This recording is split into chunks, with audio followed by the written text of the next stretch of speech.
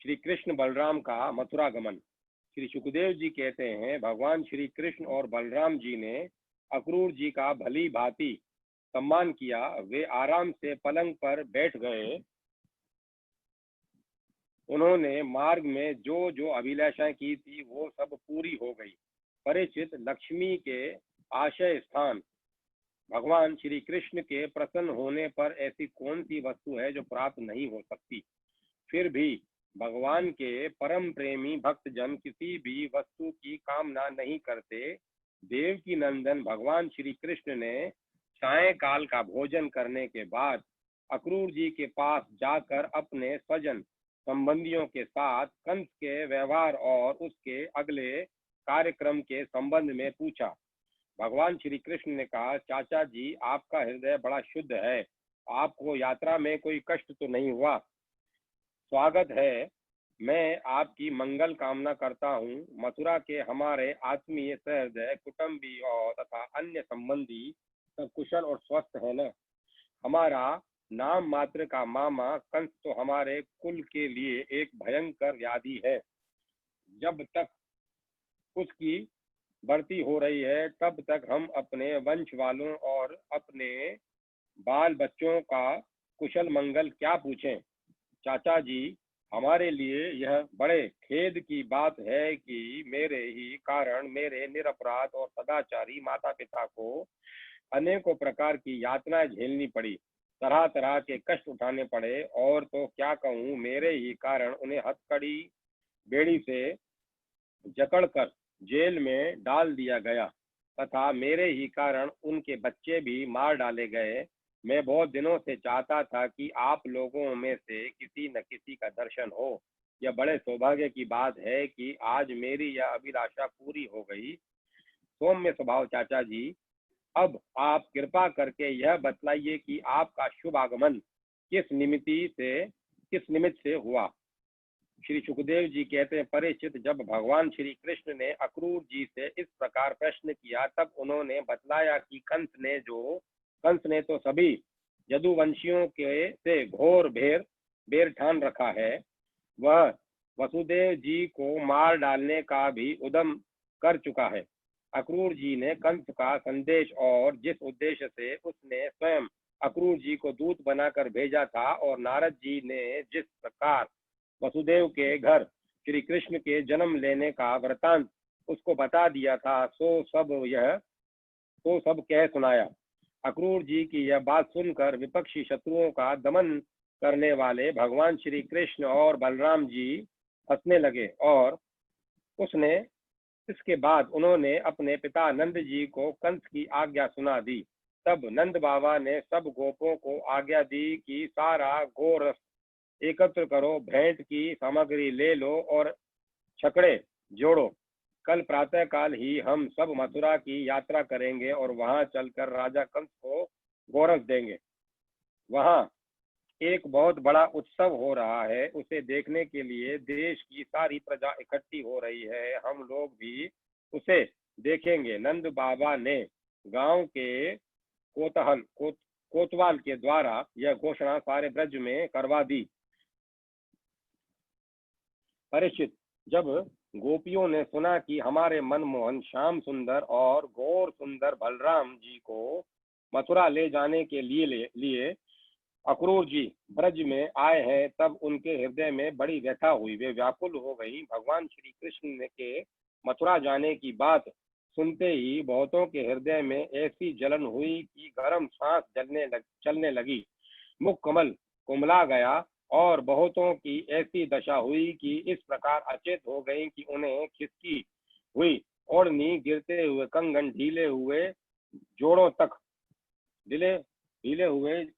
जोड़ों तक का पता न चला। भगवान के स्वरूप का ध्यान आते ही बहुत सी गोपियों की चित्तवृत्तियां सर्वथा निवृत्त हो गई, मानो वे समाधिस्थ आत्मा में स्थित हो गई और उन्हें अपने शरीर और संसार का कुछ ध्यान ही न रहा। बहुत सी गोपियों के सामने भगवान श्री कृष्ण का प्रेम, उनकी मंद मंद मुस्कान और हृदय को स्पर्श करने वाली विचित्र पदों से युक्त मधुर वाणी नाचने लगी। वे उसमें तल्लीन हो गई, मोहित हो गई। गोपियां गोपियां मन ही मन भगवान की लटकीली चाल, भावभंगी प्रेम भरी मुस्कान, चितवन सारे शोकों को मिटा देने वाली ठिठोलियां और उदारता भरी लीलाओं का चिंतन करने लगी और उनके विरह के भय से कातर हो गई। उनका हृदय, उनका जीवन, सब कुछ भगवान के प्रति समर्पित था। उनकी आंखों से आंसू बह रहे थे। वे झुंड के झुंड इकट्ठी होकर इस प्रकार कहने लगी। गोपियों ने कहा, धन्य हो विधाता, तुम सब कुछ विधान तो करते हो, परंतु तुम्हारे हृदय में दया का लेश भी नहीं है। पहले तो तुम सौहार्द और प्रेम से जगत के प्राणियों को एक दूसरे के साथ जोड़ देते हो, उन्हें आपस में एक कर देते हो, मिला देते हो, परंतु अभी उनकी आशा अभिलाषा पूरी भी नहीं हो पाती, वे तृप्त भी नहीं हो पाते कि तुम उन्हें व्यर्थ ही अलग अलग कर देते हो। सच है, तुम्हारा यह खिलवाड़ बच्चों के खेल की तरह व्यर्थ ही है।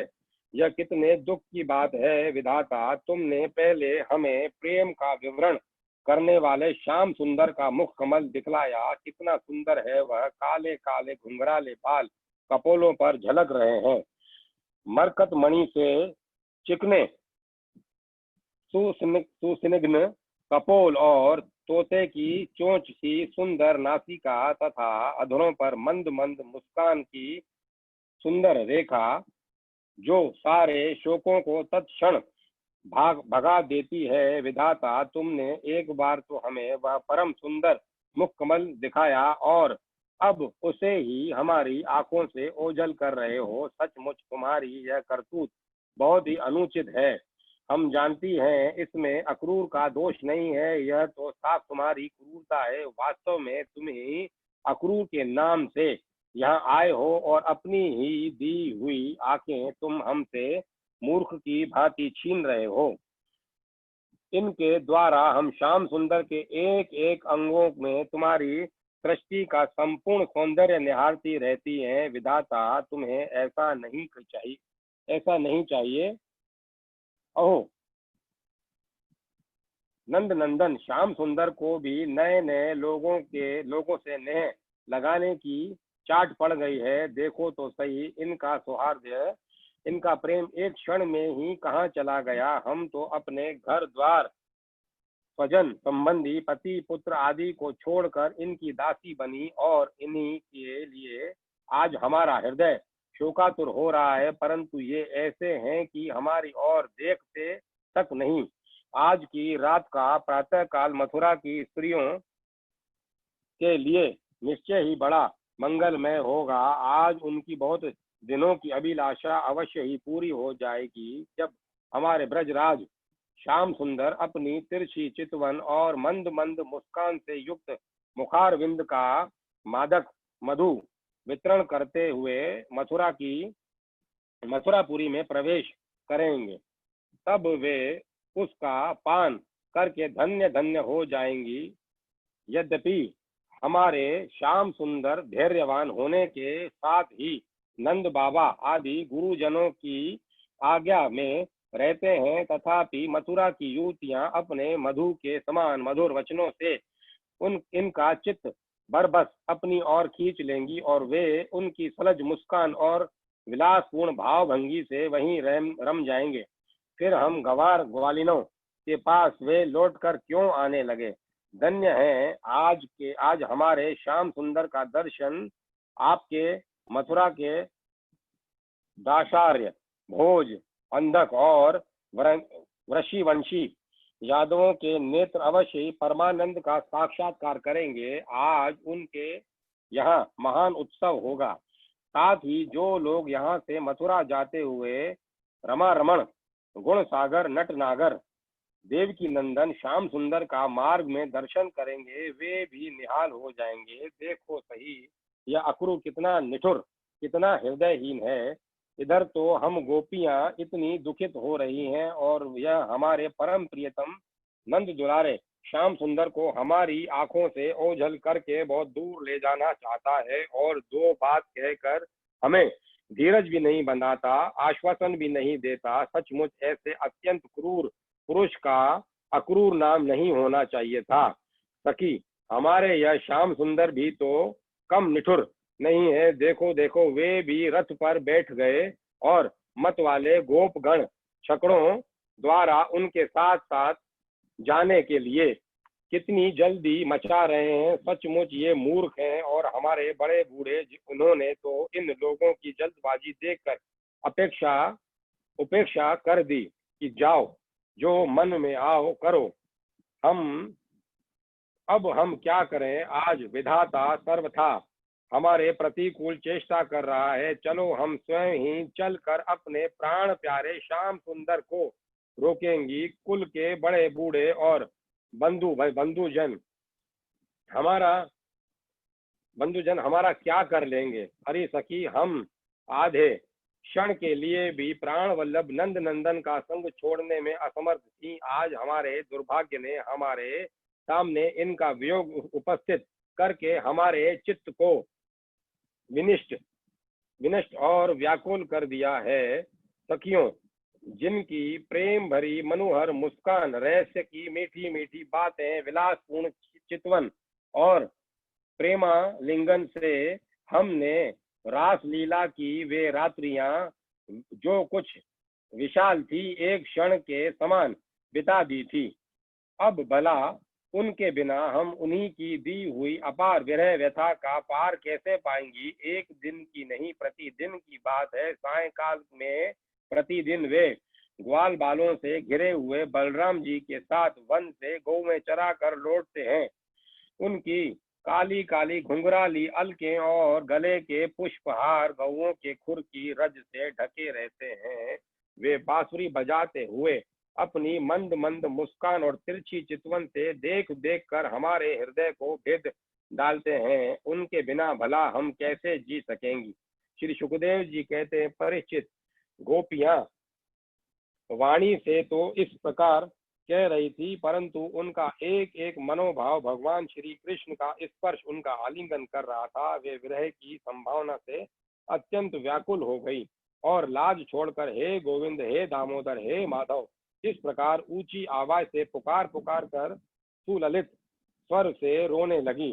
गोपियां इस प्रकार रो रही थी। रोते रोते सारी रात बीत गई। सूर्य उदय होता हुआ अक्रूर जी संध्या वंदन आदि नित्य कर्मों से निवृत्त होकर रथ पर सवार हुए और उसे हाँक ले चले।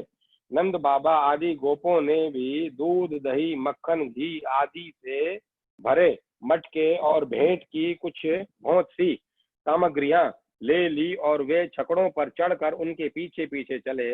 इसी समय अनुराग के रंग में रंगी हुई गोपियां अपने प्राण प्यारे श्री कृष्ण के पास गईं और उनकी चितवन, मुस्कान आदि निरख कर कुछ कुछ सुखी हुई। वे अपने प्रियतम श्याम सुंदर से कुछ संदेश पाने की आकांक्षा से वहीं खड़ी हो गई।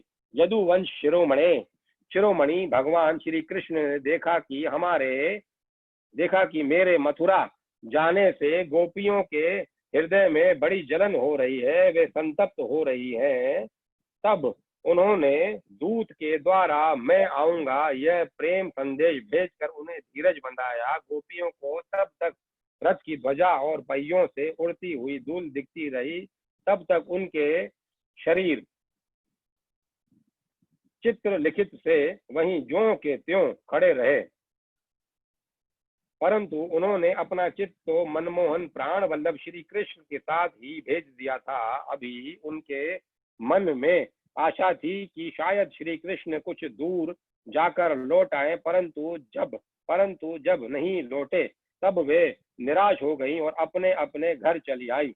परिचित, वे रात दिन अपने प्यारे श्याम सुंदर की लीलाओं का गान करती रहती और इस प्रकार अपने शोक संताप को हल्का करती। परीक्षित, इधर भगवान श्री कृष्ण भी बलराम जी और अक्रूर जी के साथ वायु के समान वेग वाले रथ पर सवार होकर पाप नाशनी यमुना जी के किनारे जा पहुंचे। वहां उन लोगों ने हाथ मुंह धोकर यमुना जी का मरकत मणि के समान नीला और अमृत के समान मीठा जल पिया। इसके बाद बलराम जी के साथ भगवान वृक्षों के झुरमुट में खड़े रथ पर सवार हो गए। अक्रूर जी ने दोनों भाइयों को रथ पर बैठाकर उनसे आज्ञा ली और यमुना जी के कुंड, अनंत तीर्थ और ब्रह्महद पर आकर वे विधि पूर्वक स्नान करने लगे। उस कुंड में स्नान करने के बाद वे जल में डुबकी लगाकर गायत्री का जप करने लगे। उसी समय जल के भीतर अक्रूर जी ने देखा कि श्री कृष्ण और बलराम दोनों भाई एक साथ ही बैठे हुए हैं। अब उनके मन में यह शंका हुई कि वसुदेव के पुत्र को तो मैं रथ पर बिठा आया हूँ, अब वे यहाँ जल में कैसे आ गए? जब यहाँ है तो शायद रथ पर नहीं होंगे। ऐसा सोचकर उन्होंने सिर बाहर निकाल कर देखा, वे उस रथ पर भी पूर्वत बैठे हुए थे। उन्होंने यह सोचकर कि मैंने उन्हें जो जल में देखा था वह भ्रम ही रहा होगा, फिर डुबकी लगाई, परंतु फिर उन्होंने वहां भी देखा कि साक्षात अनंत देव श्री शेष जी विराजमान हैं और सिद्ध चारण गंधर्व और असुर अपने अपने सिर झुकाकर उनकी स्तुति कर रहे हैं। शेष जी के 1000 सिर हैं और प्रत्येक फण पर मुकुट सुशोभित है। कमल नाल के समान उज्जवल शरीर पर नीलांबर धारण किए हुए हैं और उनकी ऐसी शोभा हो रही है मानो सहस्त्र शिखरों से युक्त श्वेत गिरी कैलाश शोभायमान हो। अक्रूर जी ने देखा कि शेष जी की गोद में श्याम मेघ के समान घनश्याम विराजमान हो रहे हैं। वे रेशमी पीतांबर पहने हुए हैं, कभी बड़ी ही शांत चतुर्भुज मूर्ति हैं और कमल के रक्त दल के समान रत्नारे नेत्र हैं। उनका वदन बड़ा ही मनोहर और प्रसन्नता का सदन है। उनका मधुर हास्य और चारु चितवन चित्त को चुराए लेती है। वो है सुंदर और नासिका तनिक ऊंची तथा बड़ी ही सुगढ़ है। सुंदर कान, कपोल और लाल लाल अधरों की छटा निराली ही है। बाहें घुटनों तक लंबी और हुष्ट पुष्ट हैं। कंधे ऊंचे और वक्ष स्थल लक्ष्मी जी का आशय स्थान है।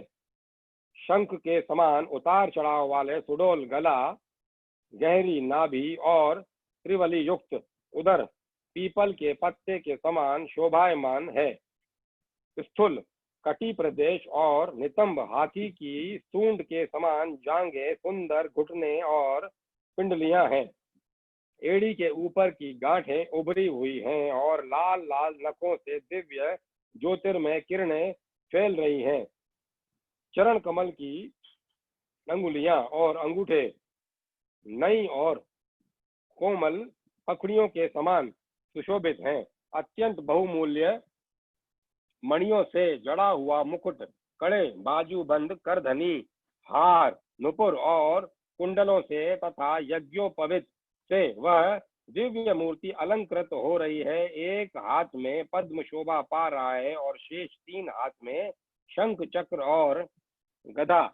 वक्ष स्थल पर श्रीवत्स का चिन्ह, गले में कौस्तुभ मणि और वनमाला लटक रही है। नंद सुनंदन आदि पार्षद अपने स्वामी सनकादि परम ऋषि पर ब्रह्मा महादेव आदि देवता, सर्वेश्वर मरीचि आदि 9 ब्राह्मण, प्रजापति और प्रहलाद, नारद आदि भगवान के परम प्रेमी भक्त तथा 8 वसु अपने परम प्रियतम भगवान समझकर भिन्न भिन्न भावों के अनुसार निर्दोष वेद वाणी से भगवान की स्तुति कर रहे हैं। साथ ही लक्ष्मी, पुष्टि, सरस्वती, कांति, कीर्ति और तृष्टि अर्थात ऐश्वर्य, बल, ज्ञान, श्री, यश और वैराग्य, ये षडैश्वर्य रूप शक्तियां, इला सनिधि रूप पृथ्वी शक्ति, ऊर्जा, लीला शक्ति, विद्या अविद्या, जीवों के मोक्ष और बंधन में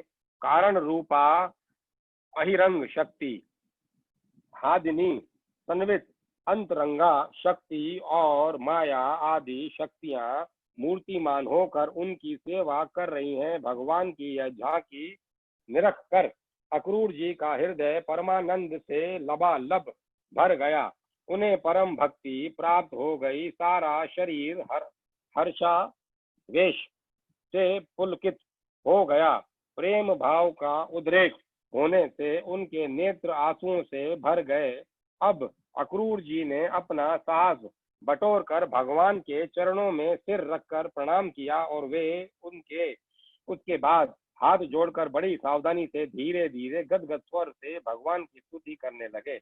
40वां अध्याय अक्रूर जी के द्वारा भगवान श्री कृष्ण की स्तुति। अक्रूर जी बोले, प्रभु आप प्रकृति आदि समस्त कारणों के परम कारण हैं। आप ही अविनाशी परशोत्तम नारायण हैं तथा आपके ही नाभि कमल से उन ब्रह्मा जी का आविर्भाव हुआ है जिन्होंने इस चराचर जगत की सृष्टि की है। मैं आपके चरणों में नमस्कार करता हूँ। पृथ्वी, जल, अग्नि, वायु, आकाश, अहंकार, मैं तत्व, प्रकृति, पुरुष, मन, इंद्रिय, संपूर्ण इंद्रियों के विषय और उनके अधिष्ठाता देवता, यही सब चराचर जगत तथा उसके व्यवहार के कारण हैं और ये सब के सब आपके ही अंग स्वरूप हैं। प्रकृति और प्रकृति से उत्पन्न होने वाले समस्त पदार्थ इंद्रवती वे के द्वारा ग्रहण किए जाते हैं, इसीलिए ये सब अनात्मा है। अनात्मा होने के कारण जड़ हैं और इसीलिए आपका स्वरूप नहीं जान सकते, क्योंकि आप तो स्वयं आत्मा ही ठहरे।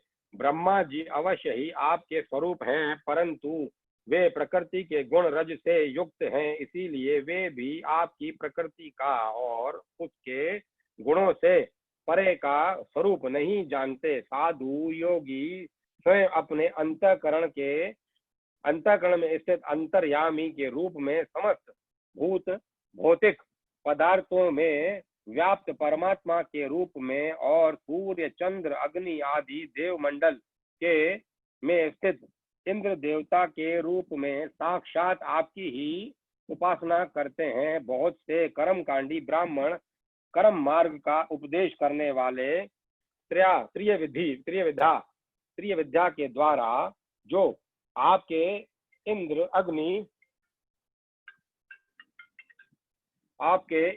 अग्नि आदि अनेक देव वाचक नाम तथा ब्रज हस्त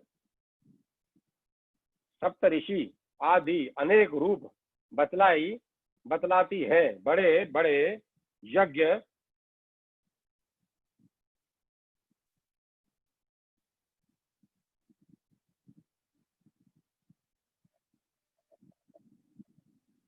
श्री कृष्ण गोविंद हरे मुरारी, हे नाथ नारायण वासुदेवा।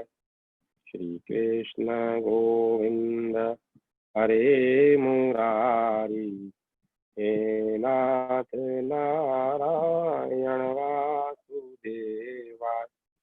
श्री कृष्ण गोविंद हरे मुरारी, हे नाथ नारायण वासुदेवा। श्री कृष्ण गोविंद हरे मुरारी, हे नाथ नारायण वासुदेव। हितेश, मैंने मैसेज पढ़ा कि आवाज नहीं आ रही। किसको आवाज नहीं आ रही? आवाज आ रही कि नहीं आ रही बेटा? कथा स्वरूप है, परंतु वे प्रकृति के गुण रज से युक्त है, इसीलिए वे भी आपकी प्रकृति का और उसके गुणों से परे का स्वरूप नहीं जानते। साधु योगी स्वयं अपने अंतःकरण में स्थित अंतर्यामी के रूप में समस्त भूत भौतिक पदार्थों में व्याप्त परमात्मा के रूप में और सूर्य, चंद्र, अग्नि आदि देवमंडल में स्थित ईश देवता के रूप में तथा उनके साक्षी महापुरुष और नियंता ईश्वर के रूप में साक्षात आपकी ही उपासना करते हैं। बहुत से कर्मकांडी ब्राह्मण कर्म मार्ग का उपदेश करने वाली त्रिविद्या के द्वारा जो आपके इंद्र अग्नि आदि अनेक देववाचक नाम तथा वज्र हस्त सप्तऋषि सप्तार्ची आदि अनेक रूप बतलाती हैं, बड़े बड़े यज्ञ करते हैं और उनसे आपकी ही उपासना करते हैं। बहुत से ज्ञानी अपने समस्त कर्मों का संन्यास कर लेते हैं और शांत भाव से स्थित हो जाते हैं। वे इस प्रकार ज्ञान यज्ञ के द्वारा ज्ञान स्वरूप आपकी ही आराधना करते हैं, और भी बहुत से संस्कार संपन्न अथवा शुद्ध चित्त वैष्णव जन आपकी बतलाई हुई पांचरात्र आदि विधियों से तन्मय होकर आपके चक्रव्यूह आदि अनेक और नारायण रूप एक स्वरूप ही की पूजा करते हैं। भगवान दूसरे लोग शिव जी के द्वारा बतलाए हुए मार्ग से, जिसके आचार्य भेद से अनेक अवंतर भेद भी हैं, शिव स्वरूप आपकी ही पूजा करते हैं। स्वामिन, जो लोग दूसरे देवताओं की भक्ति करते हैं और उन्हें आपसे भिन्न समझते हैं, वे सब भी वास्तव में आपकी ही आराधना करते हैं, क्योंकि आप ही समस्त देवताओं के रूप में हैं और सर्वेश्वर भी हैं। प्रभु, जैसे पर्वतों से सब और बहुत सी नदियां निकलती हैं और वर्षा के जल से भरकर घूमती घामती समुद्र में प्रवेश कर जाती है, वैसे ही सभी प्रकार के उपासना मार्ग घूम घाम कर देर सवेर आपके ही पास पहुंच जाते हैं। प्रभु, आपकी प्रकृति के तीन गुण हैं, सतो रज और तम। ब्रह्मा से लेकर स्थावर पर्यंत संपूर्ण चराचर जीव प्राकृत हैं, और जैसे वस्त्र सूत्रों से ओतप्रोत कहते हैं, वैसे ही ये सब प्रकृति के उन गुणों से ही ओतप्रोत हैं, परंतु आप सर्व स्वरूप होने पर भी उनके साथ लिप्त नहीं हैं। आपकी दृष्टि निर्लिप्त है, क्योंकि आप समस्त वृत्तियों के साक्षी हैं। यह गुणों के प्रवाह से होने वाली सृष्टि अज्ञान मूलक है, और वह देवता मनुष्य पशु पक्षी आदि समस्त योनियों में व्याप्त है, परंतु आप उससे सर्वथा अलग हैं। इसीलिए मैं आपको नमस्कार करता हूँ। अग्नि आपका मुख है, पृथ्वी चरण है, सूर्य और चंद्रमा नेत्र हैं, आकाश नाभि है, दिशाएं कान है, स्वर्ग सिर है, देवेंद्र गण भुजाएं हैं, समुद्र कोख है, और यह वायु ही आपकी प्राण शक्ति के रूप में उपासना के लिए कल्पित हुई है।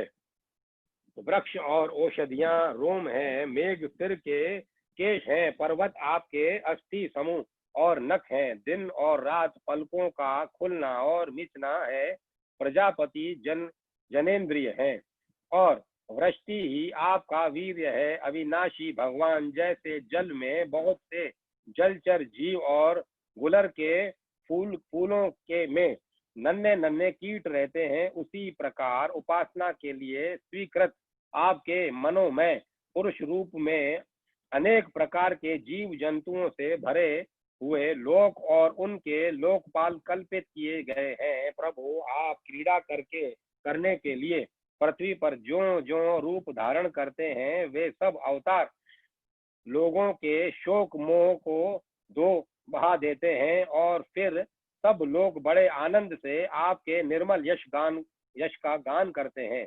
प्रभु, आपने वेदों, ऋषियों, औषधियों और सत्यव्रत आदि की रक्षा दीक्षा के लिए मत्स्य रूप धारण किया था, और प्रलय के समुद्र में स्वच्छंद विहार किया था। आपके मत्स्य रूप को मैं नमस्कार करता हूँ। आपने ही मधु और केटव नाम के असुरों का संहार करने के लिए है गिरव अवतार ग्रहण किया था। मैं आपके उस रूप को भी नमस्कार करता हूँ। आपने ही वह विशाल कच्छप रूप ग्रहण करके मंद्राचल को धारण किया था। आपको मैं नमस्कार करता हूँ। आपने ही पृथ्वी के उद्धार की लीला करने के लिए वराह रूप स्वीकार किया था। आपको मेरे बार बार नमस्कार।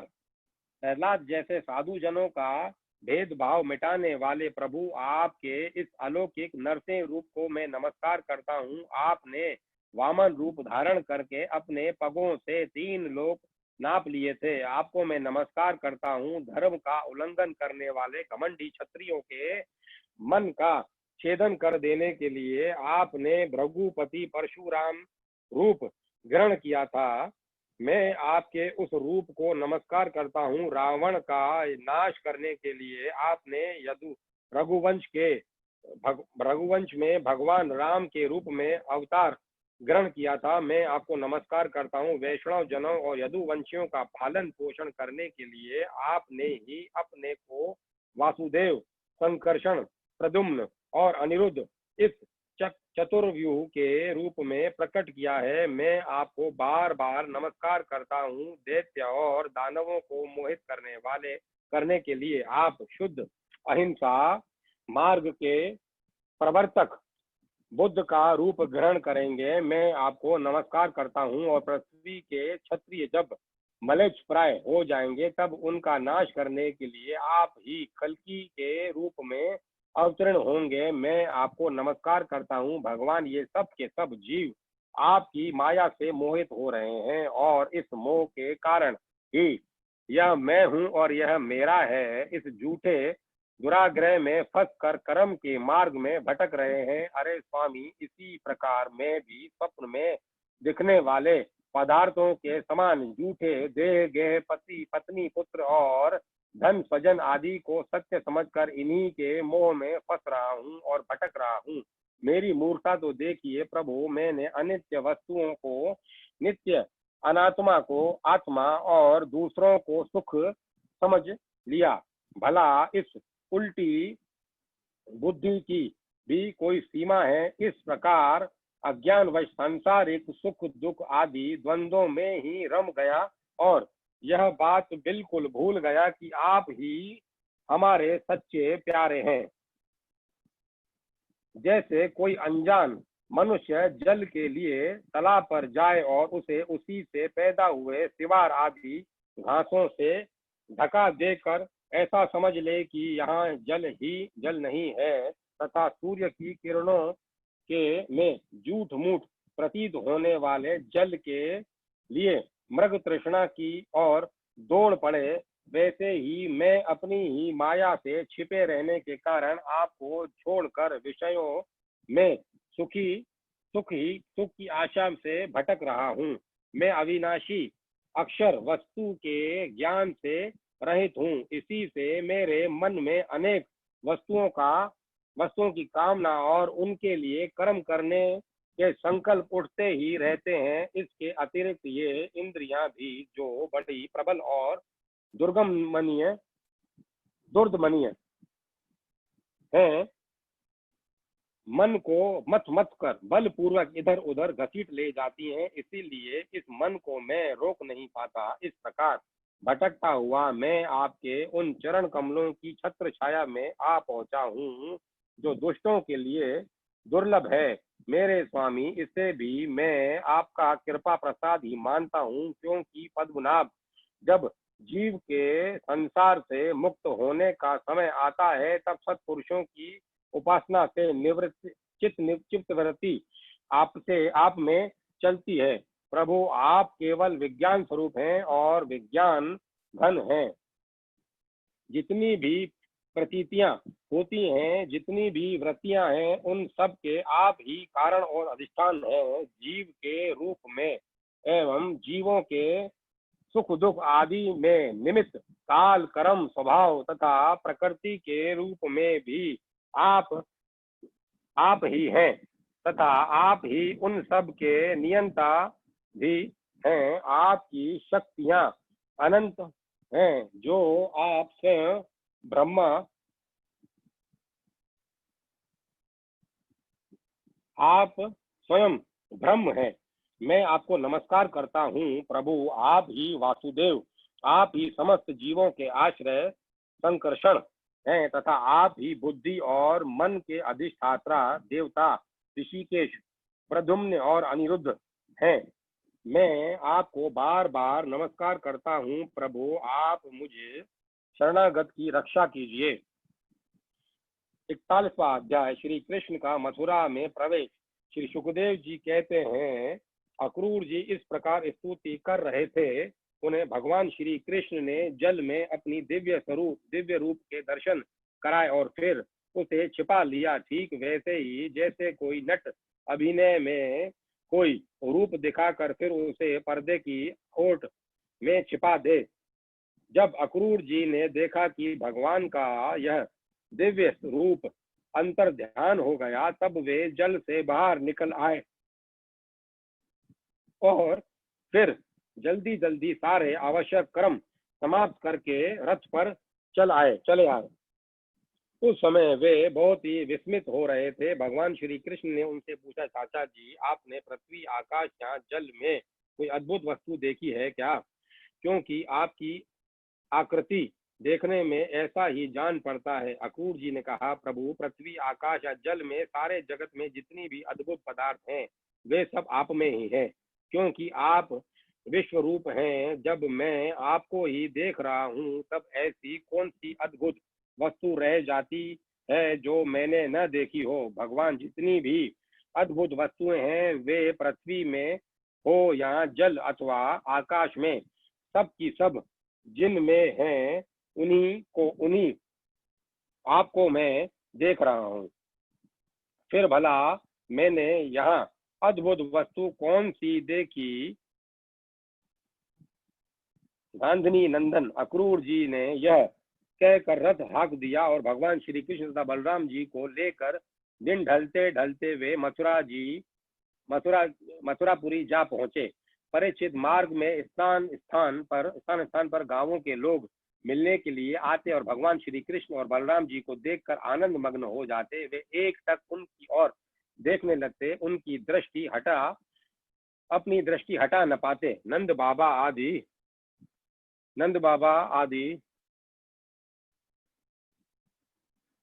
आदि ब्रजवासी तो पहले से ही वहां पहुंच गए थे और मथुरापुरी के बाहरी उपवन में रुककर उनकी प्रतीक्षा कर रहे थे। उनके पास पहुंचकर जगदीश्वर भगवान श्री कृष्ण ने विनीत भाव से खड़े अक्रूर जी का हाथ अपने हाथ में लेकर मुस्कुराते हुए कहा, चाचा जी, आप रथ लेकर पहले मथुरापुरी में प्रवेश कीजिए और अपने घर जाइए। हम लोग पहले यहाँ उतर कर फिर नगर देखने के लिए आएंगे। अक्रूर जी ने कहा, प्रभु, आप दोनों के बिना मैं मथुरा में नहीं जा सकता। स्वामी, मैं आपका भक्त हूँ, भक्त वत्सल प्रभु, आप मुझे मत छोड़िए। भगवान, आइए चलें। मेरे परम हितैषी और सच्चे सहृदय भगवान, आप बलराम जी, ग्वाल बालों तथा नंद राय जी आदि आत्मियों के साथ चलकर हमारा घर सनाथ कीजिए। हम गृहस्थ हैं, आप अपने चरणों की धूलि से हमारा घर पवित्र कीजिए। आपके चरणों की धोवन गंगा जल और चरणामृत से अग्नि देवता पितर सब के सब तृप्त हो जाते हैं। प्रभु, आपके युगल चरणों को पखार कर महात्मा बलि ने वह यश प्राप्त किया जिसका गान संत पुरुष करते हैं। केवल यश ही नहीं, उन्हें अतुलनीय ऐश्वर्य तथा यह गति प्राप्त हुई जो अनन्य प्रेमी भक्तों को प्राप्त होती है। आपके चरणों दख गंगा जी ने तीनों लोग पवित्र कर दिए। सचमुच वे मूर्तिमान पवित्रता है। उन्हीं के स्पर्श से सागर के पुत्रों को सदगति प्राप्त हुई और उसी जल को स्वयं भगवान शंकर ने अपने सिर पर धारण किया। यदुवंश शिरोमणे, आप देवताओं के भी आराध्य देव हैं, जगत के स्वामी हैं। आपके गुण और लीलाओं का श्रवण तथा कीर्तन बड़ा ही मंगलकारी है। उत्तम पुरुष आपके गुणों का कीर्तन करते रहते हैं। नारायण, मैं आपको नमस्कार करता हूँ। श्री भगवान ने कहा, चाचा जी, मैं दाऊ भैया के साथ आपके घर आऊंगा और पहले इस यदुवंशियों के द्रोही कंस को मारकर तब अपने सभी सहृदय स्वजनों का प्रिय करूंगा। श्री सुखदेव जी कहते हैं, परीक्षित, भगवान के इस प्रकार कहने पर अक्रूर जी कुछ अनमने से हो गए। उन्होंने पुरी में प्रवेश करके कंस से श्री कृष्ण और बलराम के ले आने का समाचार निवेदन किया और फिर अपने घर गए। दूसरे दिन तीसरे पहर बलराम जी और ग्वाल बालों के साथ भगवान श्री कृष्ण ने मथुरापुरी को देखने के लिए नगर में प्रवेश किया। भगवान ने देखा कि नगर के परकुटों में स्फटिक मणि बिल्लोर के बहुत ऊंचे ऊंचे गोपुर, प्रधान दरवाजे तथा घरों में भी बड़े बड़े फाटक बने हुए हैं, उनमें सोने के बड़े बड़े किवाड़ लगे हैं और सोने के ही तोरण, बाहरी दरवाजे बने हुए हैं। नगर के चारों ओर तांबे और पीतल की चार दीवारी बनी हुई है। खाई के कारण और कहीं से उस नगर में प्रवेश करना बहुत कठिन है। स्थान स्थान पर सुंदर सुंदर उद्यान और रमणीय उपवन, केवल स्त्रियों के उपयोग में आने वाले बगीचे शोभायमान हैं। स्वर्ण से सजे हुए चौराहे, धनियों के महल, उन्हीं के साथ के बगीचे, कारीगरों के बैठने के स्थान या प्रजा वर्ग के सभा भवन, टाउन हॉल, सभा भवन और साधारण लोगों के निवास गृह नगर की शोभा बढ़ा रहे हैं।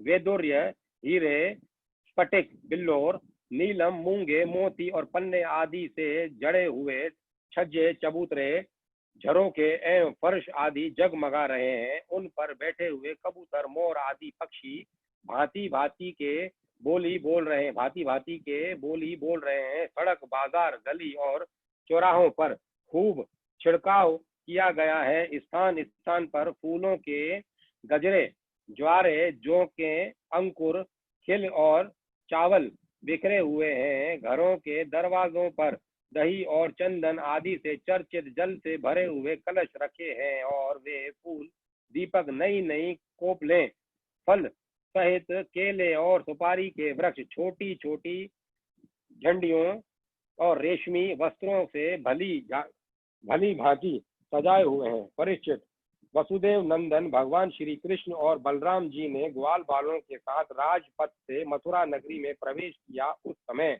नगर की नारियां बड़ी उत्सुकता से उन्हें देखने के लिए झटपट अटारियों पर चढ़ गईं।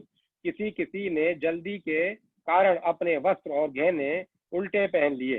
किसी ने भूल से कुंडल, कंगन आदि जोड़े से पहने जाने वाले आभूषणों में से एक ही पहना और चल पड़ी। कोई एक ही कानों में पत्र नामक आभूषण धारण कर पाई थी, तो किसी ने एक ही पांव में पायजे पहन रखा था। कोई एक ही आंख में आंज पाई थी और दूसरी में बिना आंजे ही चल पड़ी। कई रमणियां तो भोजन कर रही थी, वे हाथ का कौर फेंक कर चल पड़ी। सबका मन उत्साह और आनंद से भर रहा था। कोई कोई उपटन लगा रही थी, वे बिना स्नान किए ही दौड़ पड़ी।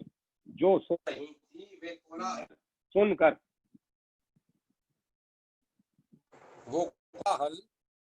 सुनकर उठ खड़ी हुई और उसी अवस्था में दौड़ चली। जो माताएं बच्चों को दूध पिला रही थी, वे उन्हें गोद से उठाकर भगवान श्री कृष्ण को देखने के लिए चल पड़ी। कमल नयन भगवान श्री कृष्ण मत वाले गजराज के समान बड़ी मस्ती से चल रहे थे। उन्होंने लक्ष्मी को भी आनंदित करने वाले अपने श्याम सुंदर विग्रह से नगर नारियों के नेत्रों को बड़ा आनंद दिया और अपनी विलासपूर्ण प्रगल्भ हंसी और प्रेम भरी चितवन से उनके मन चुरा लिए। मथुरा की स्त्रियां बहुत दिनों से भगवान श्री कृष्ण की अद्भुत लीलाएं सुनती आ रही थी। उनके चित्त चिरकाल से श्री कृष्ण के लिए चंचल व्याकुल हो रहे थे।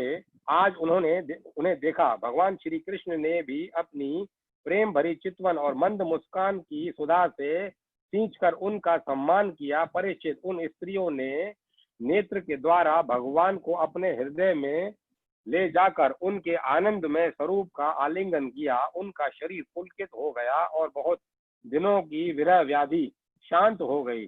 मथुरा की नारियां अपने अपने महलों की अटारियों पर चढ़कर बलराम और श्री कृष्ण पर पुष्पों की वर्षा करने लगी। उस समय उन स्त्रियों के मुख कमल प्रेम के आवेग से खिल रहे थे।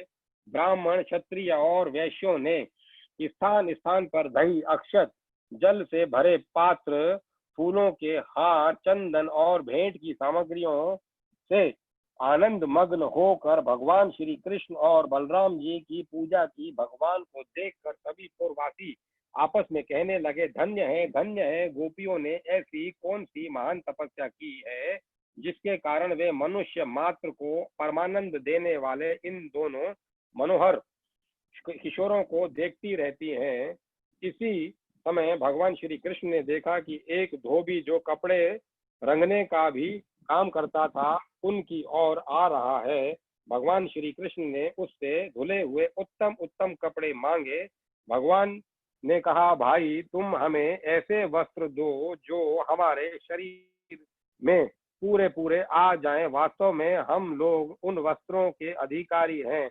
उस इसमें संदेह नहीं कि यदि तुम हम लोगों को वस्त्र दोगे तो तुम्हारा परम कल्याण होगा। परीक्षित, भगवान सर्वत्र परिपूर्ण है, सब कुछ उन्हीं का है। फिर भी उन्होंने इस प्रकार मांगने की लीला की, परंतु वह मूर्ख राजा कंस का सेवक होने के कारण मतवाला हो रहा था। भगवान की वस्तु भगवान को देना तो दूर रहा, उसने क्रोध में भरकर आक्षेप करते हुए कहा, तुम लोग रहते हो सदा पहाड़ और जंगलों में, क्या वहां ऐसे ही वस्त्र पहनते हो? तुम लोग बहुत उद्दंड हो गए हो, तभी ऐसी बढ़कर बातें करते हो। अब तुम्हें राजा का धन लूटने की इच्छा हुई है। अरे मूर्खों, जाओ, भाग जाओ। यदि कुछ दिन जीने की इच्छा हो तो फिर इस तरह मत मांगना।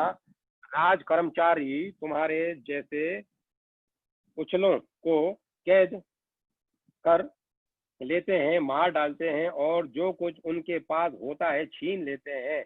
जब वह धोबी इस प्रकार बहुत कुछ कह बक बक कर बातें करने लगा, तब भगवान श्री कृष्ण ने तनिक कुपित होकर उसे एक तमाचा जमाया और उसका सिर धड़ धड़ से नीचे जा गिरा। यह देखकर उस धोबी के अधीन काम करने वाले सब के सब कपड़ों के गट्ठर वहीं छोड़कर इधर उधर भाग गए। भगवान ने उन वस्त्रों को ले लिया। भगवान श्री कृष्ण और बलराम जी ने मनमाने वस्त्र पहन लिए तथा बचे हुए वस्त्रों में से बहुत से अपने साथी ग्वाल वालों को दे दिए, ग्वाल वालों को भी दिए। बहुत से कपड़े तो वहीं जमीन पर ही छोड़कर चल दिए। भगवान श्री कृष्ण और बलराम जब कुछ आगे बढ़े तब उन्हें एक दर्जी मिला। भगवान का अनुपम सौंदर्य देखकर उसे बड़ी प्रसन्नता हुई। उसे उन रंग बिरंगे सुंदर वस्त्रों को उनके शरीर पर ऐसे ढंग से सजा दिए कि वे सब ठीक ठीक छप गए। उनके अनेक प्रकार के वस्त्रों से विभूषित होकर दोनों भाई और भी अधिक शोभायमान हुए। ऐसे जान पड़ते मानो उत्सव के समय श्वेत और श्याम गजशावक भली भांति सजा दिए गए हों। भगवान श्री कृष्ण उस दर्जी पर बहुत प्रसन्न हुए। उन्होंने उसे इस लोक में भरपूर धन संपत्ति, बल, ऐश्वर्य, अपनी स्मृति और दूर तक देखने सुनने आदि की इंद्रिय संबंधी शक्तियां दी और मृत्यु के बाद के लिए अपना सारूप्य मोक्ष भी दे दिया। इसके बाद भगवान श्री कृष्ण सुदामा माली के घर गए। दोनों भाइयों को देखते ही सुदामा उठ खड़ा हुआ और पृथ्वी पर सिर रखकर उन्हें प्रणाम किया।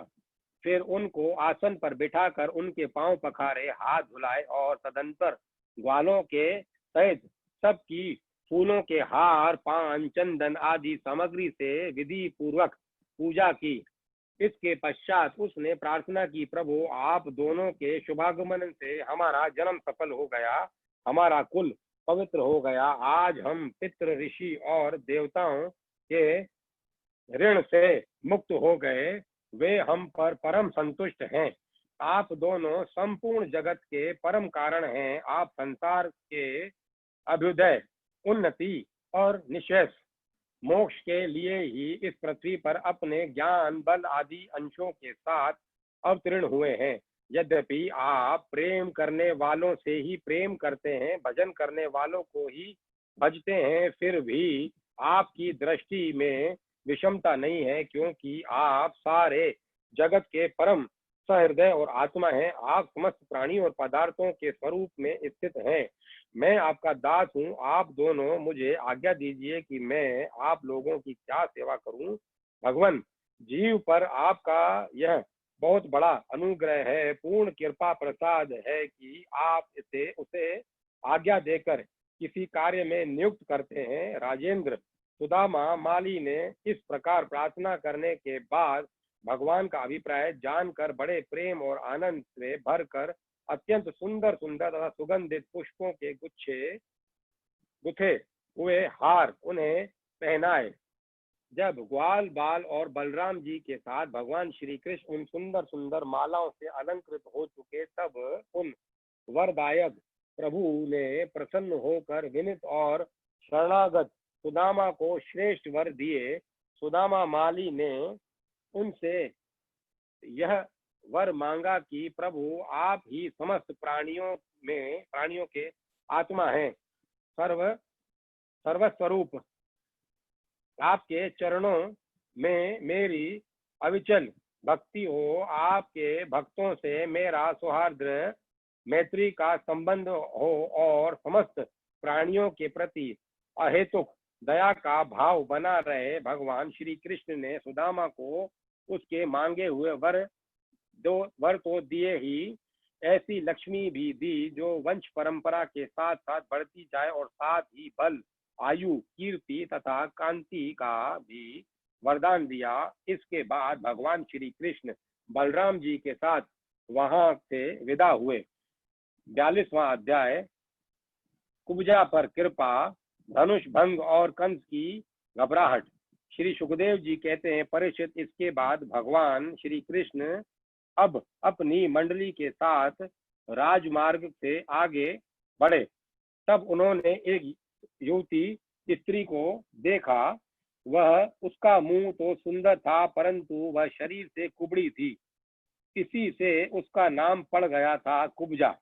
वह अपने हाथ में चंदन का पात्र लिए हुए जा रही थी। भगवान श्री कृष्ण प्रेम रस का दान करने वाले हैं। उन्होंने कुब्जा पर कृपा करने के लिए हंसते हुए उनसे पूछा, सुंदरी, तुम कौन हो? यह चंदन किसके लिए ले जा रही हो? कल्याणी, हमें सब बात सच सच बतला दो। यह उत्तम चंदन, यह अंगराज हमें भी दो। इस दान से शीघ्र ही तुम्हारा परम कल्याण होगा। उपटन आदि लगाने वाली शेर रंद्री कुब्जा ने कहा, परम सुंदर, मैं कंस की प्रिय दासी हूँ। महाराज मुझे कुछ मानते हैं। मेरा नाम त्रिवर्का कुब्जा है। मैं उनके यहाँ चंदन अनुराग लगाने का काम करती हूँ। मेरे द्वारा तैयार किए हुए चंदन और अंगराज भोजराज कंस को बहुत भाते हैं, परंतु आप दोनों से बढ़कर उसका और कोई उत्तम पात्र नहीं है। भगवान के सौंदर्य, सुकुमारता, रसिकता, मंद हास्य, प्रेमालाप और चारु चितवन से कुब्जा का मन हाथ से निकल गया। उसने भगवान पर अपना हृदय निछावर कर दिया। उसने दोनों भाइयों को वह सुंदर और गाढ़ा अंगराग दे दिया। तब भगवान श्री कृष्ण अपने सांवले शरीर पर पीले रंग का और बलराम जी ने अपने गोरे शरीर पर लाल रंग का अंगराग लगाया और नाभि के ऊपर के भाग में अनुरंजित करके वे दोनों सुशोभित हुए। भगवान श्री कृष्ण उस कुब्जा पर बहुत प्रसन्न हुए। उन्होंने अपने दर्शन का प्रत्यक्ष फल दिखलाने के लिए 3 जगह से टेढ़ी किंतु सुंदर मुख वाली कुब्जा को सीधी करने का विचार किया। भगवान ने अपने चरणों से कुब्जा के पैर के दोनों पंजे दबा लिए और दोनों हाथ ऊंचे करके 2 उंगलियां उसकी ठुड्डी में लगाई तथा उसके शरीर को तनिक उचका दिया।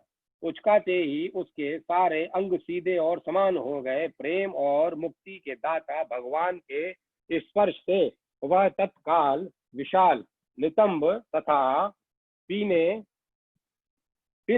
पयोधरों से युक्त एक उत्तम युवती बन गई। उसी क्षण कुब्जा रूप गुण और उदारता से संपन्न हो गई। उसके मन में भगवान के मिलन की कामना जाग उठी। उसने उनके दुपट्टे का छोर पकड़कर मुस्कुराते हुए कहा, वीर शिरोमणे, आइए घर चलें। अब मैं आपको यहाँ नहीं छोड़ सकती, क्योंकि आपने मेरे चित्त को मत डाला है। परशुत्तम, मुझ दासी पर प्रसन्न होइए। मैं बलराम जी के सामने ही कुब्जा ने जब बलराम जी के सामने ही कुब्जा ने इस प्रकार प्रार्थना की, तब भगवान श्री कृष्ण ने अपने स्वाति ग्वाल बालों के मुंह की ओर देखकर हंसते हुए उससे कहा, सुंदरी, तुम्हारा घर संसारी लोगों के लिए अपनी मानसिक व्याधि मिटाने का साधन है। मैं अपना कार्य पूरा करके अवश्य वहां आऊंगा। हमारे जैसे बेघर के बटोइयों को तुम्हारा ही तो आसरा है। इस प्रकार मीठी मीठी बातें करके भगवान श्री कृष्ण ने उससे विदा कर दिया। जब वे व्यापारियों के बाजार में पहुंचे, तब उन व्यापारियों ने उनका तथा बलराम जी का पान फूलों के हार, चंदन और तरह तरह की भेंट उपहारों से पूजन किया। उनके दर्शन मात्र से स्त्रियों के हृदय में प्रेम का आवेग, मिलन की आकांक्षा उत्कंठा आकांक्षा जग उठी थी। यहाँ तक कि उन्हें अपने शरीर की भी सुध न रहती। उनके वस्त्र जुड़े जूड़े और कंगन ढीले पड़ जाते थे तथा वे चित्र लिखित मूर्तियों के समान ज्यों की त्यों खड़ी रह जाती थी। इसके बाद भगवान श्री कृष्ण पूर्ववासियों से धनुष यज्ञ का स्थान पूछते हुए रंगशाला में पहुंचे और वहां उन्होंने इंद्रधनुष के समान एक अद्भुत धनुष देखा। उस धनुष में बहुत सा धन लगाया गया था। अनेक बहुमूल्य अलंकारों से उसे सजाया गया था। उसकी खूब पूजा की गई थी और बहुत से सैनिक उसकी रक्षा कर रहे थे। भगवान श्री कृष्ण ने रक्षकों के रोकने पर भी उसे धनुष को बलात्कार से उठा लिया। उन्होंने सबके देखते देखते उस धनुष को बाएं हाथ से उठाकर उस पर डोरी चढ़ाई और एक क्षण में खींचकर बीचों बीच से उसी प्रकार उसके दो टुकड़े कर डाले, जैसे बहुत बलवान मतवाला हाथी खेल खेल में ईख को तोड़ डालता है। जब धनुष टूटा, तब उसके शब्द से आकाश, पृथ्वी और दिशाएं भर गई। उसे सुनकर कंस भी भयभीत हो गया। अब धनुष के रक्षक आतताई असुर अपने सहायकों के साथ बहुत ही बिगड़े। वे भगवान श्री कृष्ण को घेर कर खड़े हो गए और उन्हें पकड़ लेने की इच्छा से चिल्लाने लगे, पकड़ लो, बांध लो, जाने न पावे। उनका दृढ़ अभिप्राय उनका दुष्ट अभिप्राय जानकर बलराम और श्री कृष्ण भी तनिक क्रोधित हो गए और उस धनुष के टुकड़ों को उठाकर उन्हीं से उनका काम तमाम कर दिया। उन्हीं धनुष खंडों से उन्होंने उन असुरों की सहायता के लिए कंस की भेजी हुई सेना का भी संहार कर डाला। इसके बाद वे यज्ञशाला के प्रधान द्वार से होकर बाहर निकल आए और बड़े आनंद से मथुरापुरी की शोभा देखते हुए विचरने लगे। जब नगर वासियों ने दोनों भाइयों के इस अद्भुत पराक्रम की बात सुनी और उनके तेज साहस और अनुपम रूप को देखा, तब उन्होंने यही निश्चय किया कि हो न हो ये दोनों कोई श्रेष्ठ देवता हैं। इस प्रकार भगवान श्री कृष्ण और बलराम जी पूरी स्वतंत्रता से मथुरापुरी में विचरण करने लगे। जब सूर्यास्त हो गया, तब दोनों भाई ग्वाल बालों से घिरे हुए नगर से बाहर अपने डेरे पर जहाँ पकड़े छकड़े थे लौट आए। तीनों लोकों के बड़े बड़े देवता चाहते थे कि लक्ष्मी हमें मिले, परंतु उन्होंने सबका परित्याग कर दिया और न चाहने वाले भगवान का वर्ण किया। उन्हीं को सदा के लिए अपना निवास स्थान बना लिया। मथुरावासी उन्हीं पुरुष भूषण भगवान श्री कृष्ण के अंग अंग का सौंदर्य देख रहे हैं। उनका कितना सौभाग्य है। ब्रज में भगवान की यात्रा के समय गोपियों ने विरह आतुर होकर मथुरा वासियों के संबंध में जो जो बातें कही थी वे सब यहाँ अक्षरशः सत्य हुई। सचमुच वे परमानंद में मगन हो गए। फिर हाथ पैर धोकर श्री कृष्ण और बलराम जी ने दूध से बने हुए खीर आदि पदार्थों का भोजन किया और कंस आगे क्या करना चाहता है इस बात का पता लगाकर उस रात को वो उस रात को वहीं आराम से सो गए। जब कंस ने सुना कि श्री कृष्ण और बलराम ने धनुष तोड़ डाला, रक्षकों तथा उनकी सहायता के लिए भेजी हुई सेना का भी संहार कर डाला, तब और यह सब उनके लिए केवल एक खिलवाड़ ही था। इसके लिए उन्हें कोई श्रम या कठिनाई नहीं उठानी पड़ी। तब वह बहुत ही डर गया। उस दुर्बुद्धि को बहुत देर तक नींद न आई। उसे जागृत अवस्था में तथा स्वप्न में भी बहुत ऐसे अपशकुन हुए जो उसकी मृत्यु के सूचक थे। जागृत अवस्था में उसने देखा कि जल या दर्पण में शरीर की परछाई तो पड़ती है परंतु सिर नहीं दिखाई देता।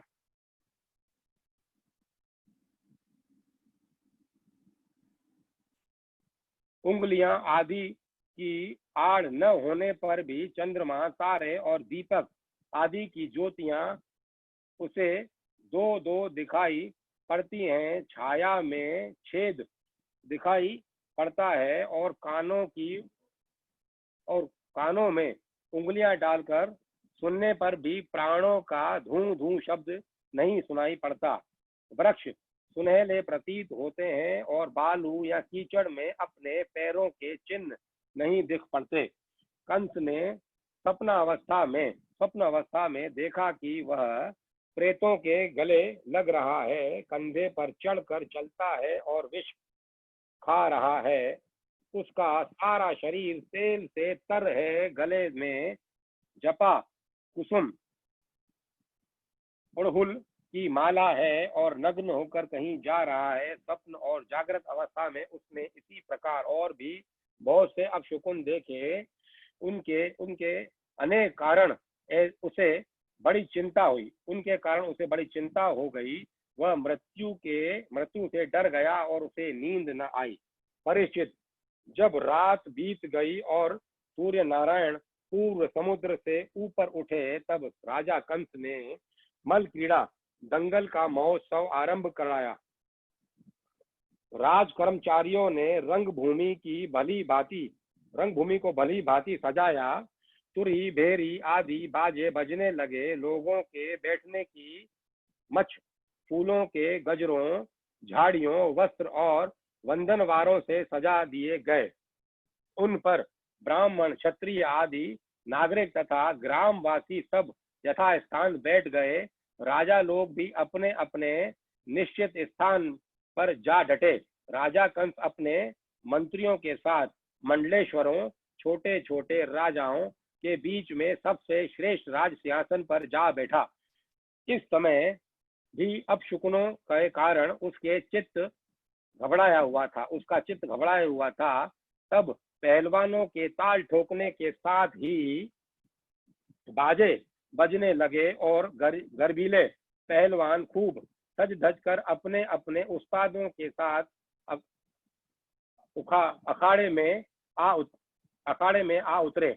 चाणूर, मुष्टिक, कूट, शल और तोशल आदि प्रधान पहलवान बाजों की सुमधुर ध्वनि से उत्साहित होकर अखाड़े में आकर बैठ गए। इसी समय भोजराज कंस ने नंद आदि गोपों को बुलाया और उन लोगों ने आकर उसे तरह तरह की भेंटें दी और फिर जाकर वे एक मंच पर बैठ गए। 33वां अध्याय। कुवलया पीढ़ का उद्धार और अखाड़े में प्रवेश। श्री सुखदेव जी कहते हैं, काम क्रोध आदि शत्रुओं को पराजित करने वाले परीक्षित, अब श्री कृष्ण और बलराम भी स्नान आदि नित्य क्रमों से निवृत्त हो दंगल के अनुरूप नगाड़े की ध्वनि सुनकर रंगभूमि देखने के लिए चल पड़े। भगवान श्री कृष्ण ने रंगभूमि के दरवाजे पर पहुंचकर देखा कि वहां महावत की प्रेरणा से कुवलया पीड़ नाम का हाथी खड़ा है। तब भगवान श्री कृष्ण ने अपनी कमर कस ली और घुंघराली अलकें समेट ली तथा मेघ के समान गंभीर वाणी से महावत को ललकार कर कहा, महावत ओ महावत, हम दोनों को रास्ता दे दो, हमारे मार्ग से हट जाओ। अरे सुनता नहीं, देर मत कर, नहीं तो मैं हाथी के साथ अभी तुझे यमराज के घर पहुंचाता हूँ। भगवान श्री कृष्ण ने महावत को जब इस प्रकार धमकाया तब वह क्रोध से तिलमिला उठा और उसने काल, मृत्यु और तथा यमराज के समान अत्यंत भयंकर कुवला पीड़ को अंकुश की मार से क्रुद्ध करके श्री कृष्ण की ओर बढ़ाया। कुवला पीड़ ने भगवान की ओर झपट कर उन्हें बड़ी तेजी से सूंड में लपेट लिया, परंतु भगवान सूंड से बाहर सरक आए और उसे एक घूसा जमा कर उसके पैरों के बीच में जा छिपे। उन्हें अपने सामने न देखकर कुवलया पीड़ को बड़ा क्रोध हुआ। उसने सूंघ कर भगवान को अपनी सूंड से टटोल लिया और पकड़ा भी, परंतु उन्होंने बलपूर्वक अपने को उससे छुड़ा लिया। इसके बाद भगवान उस बलवान हाथी की पूंछ पकड़कर खेल खेल में ही उसे 100 हाथ तक पीछे घसीट लाए, जैसे गरुड़ सांपों को घसीट लाते हैं। जिस प्रकार घूमते हुए बछड़े एक बछड़े के साथ बालक घूमता है, अथवा स्वयं भगवान श्री कृष्ण जिस प्रकार बछड़ों से खेलते थे, वैसे ही वे उसकी पूंछ पकड़कर उसे घुमाने और खेलने लगे।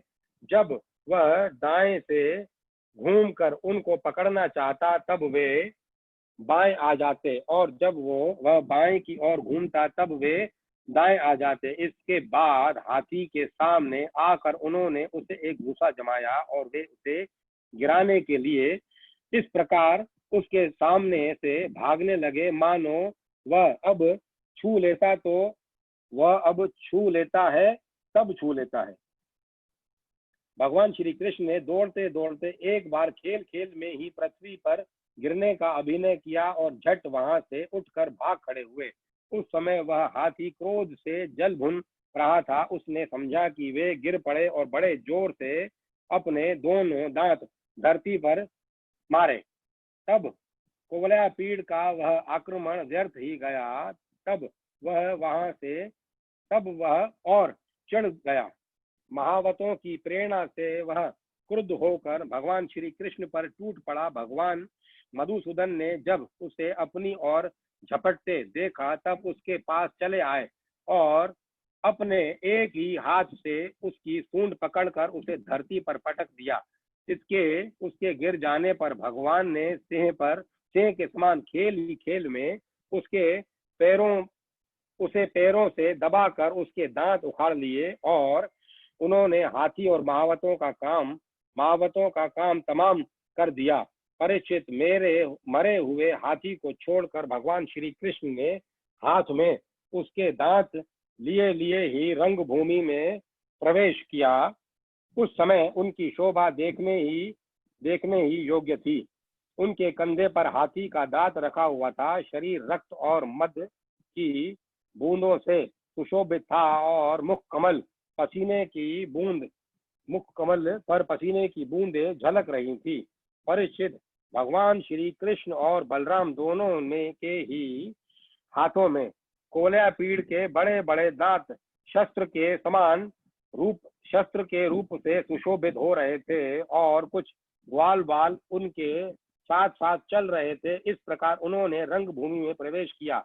जिस समय भगवान श्री कृष्ण बलराम जी के साथ रंगभूमि में पधारे, उस समय वे पहलवानों को वज्र कठोर शरीर, साधारण मनुष्यों को नर रत्न, स्त्रियों को मूर्तिमान कामदेव, गोपों को स्वजन, दुष्ट राजाओं को दंड देने वाले शासक, माता पिता के समान, बड़े बूढ़ों को शिशु, कंस को मृत्यु, अज्ञानियों को विराट, योगियों को परम तत्व और भक्त शिरोमणि ऋषि वंशियों को अपने इष्ट देव जान पड़े। सबने अपने अपने भावना रूप क्रमशः रौद्र, अद्भुत, श्रृंगार, हास्य, वीर, वात्सल्य, भयानक, विभत्स, शांत और प्रेम भक्ति रस का अनुभव किया। राजन, वैसे तो कंस बड़ा धीर वीर था, फिर भी जब उसने देखा कि इन दोनों ने कुवलया पीड़ को मार डाला, तब उसकी समझ में यह बात आई कि इनको जीतना तो बहुत कठिन है। उस समय वह बहुत घबरा गया। श्री कृष्ण और बलराम जी की बाहें बड़ी लंबी लंबी थी। पुष्पों के हार, वस्त्र और आभूषण आदि से उनका वेश विचित्र हो रहा था। ऐसा जान पड़ता था मानो उत्तम वेश धारण करके दो नट अभिनय करने के लिए आए हों, जिनके नेत्र एक बार उन पर पड़ जाते बस लग ही जाते। यही नहीं, वे अपनी कांति से उसका मन भी चुरा लेते। इस प्रकार दोनों रंगभूमि में शोभायमान हुए।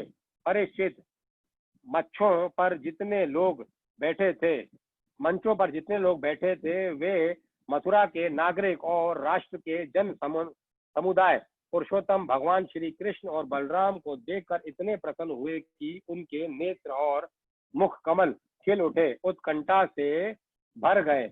वे नेत्रों के द्वारा उनकी मुख माधुरी का पान करते करते तृप्त ही नहीं होते थे, मानो वे उन्हें नेत्रों से पी रहे हों, जीवा से चाट रहे हों, नासिका से सूंघ रहे हों और भुजाओं से पकड़कर हृदय से चटा रहे हों।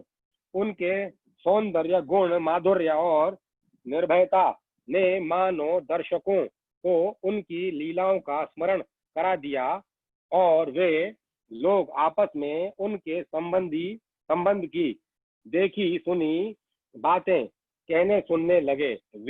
ये दोनों साक्षात भगवान नारायण के अंश हैं। इस पृथ्वी पर वसुदेव के घर में अवतीर्ण हुए हैं। उंगली से दिखाकर ये सांवले सलोने कुमार देवकी के गर्भ से उत्पन्न हुए थे। जन्मते ही वसुदेव जी ने उन्हें गोकुल पहुंचाया था। इतने दिनों तक ये वहां छिप कर रहे और नंद जी के घर में ही पल कर इतने बड़े हुए। इन्होंने ही पूतना, तृणाव्रत, शंखचूड़, केशी और धेनुक आदि तथा और भी दृष्ट दैत्यों का वध तथा यमला अर्जुन का उद्धार किया। इन्होंने ही गो और ग्वालों को दावानल की ज्वाला से बचाया था। कालिए नाग का दमन और इंद्र का मान मर्दन भी इन्होंने ही किया था। इन्होंने 7 दिनों तक एक ही हाथ पर गिरिराज गोवर्धन को उठाए रखा और उसके द्वारा आंधी, पानी तथा वज्रपात से गोकुल को बचा लिया। गोपियां इनकी मंद मंद मुस्कान, मधुर चितवन और सर्वदा एक रस प्रसन्न रहने वाले मुखारविंद के दर्शन से आनंदित रहती थी और अनायास ही सब प्रकार के पापों से मुक्त हो जाती थी। कहते हैं कि ये यदुवंश की रक्षा करेंगे। यह विख्यात वंश उनके द्वारा महान समृद्धि, यश और गौरव प्राप्त करेगा। ये दूसरे इन्हीं श्याम सुंदर के बड़े भाई कमल नयन श्री बलराम जी हैं। हमने किसी किसी के मुंह से ऐसा सुना है कि इन्होंने प्रलभासुर, वत्सासुर और बकासुर आदि को मारा है। जिस समय दर्शकों में यह चर्चा हो रही थी और अखाड़ों में सुरही आदि बाजे बज रहे थे, उस समय चाणुर ने भगवान श्री कृष्ण और बलराम को संबोधन करके यह बात कही, नंदनंदन श्री कृष्ण और बलराम जी, तुम दोनों वीरों के आदरणीय हो। हमारे महाराज ने यह सुनकर ही तुम लोग कुश्ती लड़ने में बड़े निपुण हो, तुम्हारा कौशल देखने के लिए तुम्हें यहाँ बुलवाया है। देखो भाई, जो प्रजा मन, वचन और कर्म से राजा का प्रिय कार्य करती हो उसका भला होता है, और जो राजा की इच्छा के विपरीत करती हो उसे हानि उठानी पड़ती है। यह सभी जानते हैं कि गाय और बछड़े चराने वाले ग्वालिये प्रतिदिन आनंद से जंगल में कुश्ती लड़ लड़ कर खेलते रहते हैं और गाय चराते रहते हैं। इसीलिए आओ हम और तुम मिलकर महाराज को प्रसन्न करने के लिए कुश्ती लड़ें। ऐसा करने से हम पर सभी प्राणी प्रसन्न होंगे, क्योंकि राजा सारी प्रजा का प्रतीक है। परीक्षित, भगवान श्री कृष्ण तो चाहते ही थे कि इसमें इनसे दो दो हाथ करें, इसीलिए उन्होंने चाणूर की बात सुनकर इसका अनुमोदन किया और देश काल के अनुसार यहाँ यह बात कही, चाणूर, हम भी उन भोजराज कंस की वनवासी प्रजा हैं। हमें इनको प्रसन्न करने का प्रयत्न अवश्य करना चाहिए, इसी में हमारा कल्याण है। किंतु चाणूर, हम लोग अभी बालक हैं, इसीलिए हम अपने समान बल वाले बालकों के साथ ही कुश्ती लड़ने का खेल करेंगे। कुश्ती समान बल वालों के साथ ही होनी चाहिए, जिससे देखने वाले समुदाय को अन्याय के समर्थक होने का पाप न लगे।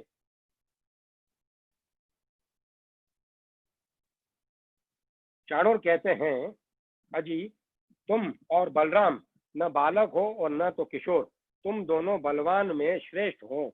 तुमने अभी अभी 1000 हाथियों का बल रखने वाले कुवलयापीड़ को खेल ही खेल में मार डाला, इसीलिए तुम दोनों को हम जैसे बलवानों के साथ ही लड़ना चाहिए। इसमें अन्याय की कोई बात नहीं है। इसीलिए श्री कृष्ण, तुम मुझ पर अपना जोर आजमाओ और बलराम के साथ मुष्टिक लड़ेगा।